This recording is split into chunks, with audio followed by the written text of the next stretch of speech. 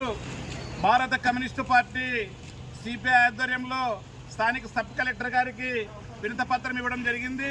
ఈ వినతిపత్రం కార్యక్రమానికి హాజరైనటువంటి భారత కమ్యూనిస్టు పార్టీ సీనియర్ నాయకులు కామ్రేడ్ లక్ష్మీరెడ్డి గారికి, అదేవిధంగా రైతు సంఘం జిల్లా నాయకులు కామ్రేడ్ గోపాలన్న గారికి, అదేవిధంగా సిపిఐ పట్టణ సహాయ కార్యదర్శులు కామ్రేడ్ లక్ష్మీనారాయణ, అదేవిధంగా విజయ్, అదేవిధంగా ఏఐటీసీ జిల్లా సమితి సభ్యులు కామ్రేడ్ శేక్షావలి, అదేవిధంగా ఏఐటీసీ ఏవైఎఫ్ పట్టణ అధ్యక్ష కార్యదర్శులు అంజిత్ గౌడ్, రమేష్, పట్టణ శాఖ కార్యదర్శులు నాగరాజు, హనుమప్ప, అదేవిధంగా ఏఎస్ఎఫ్ నాయకులు శ్రీకాంత్, అదేవిధంగా రాములు కూడా ఈ కార్యక్రమంలో పాల్గొనడం జరిగింది.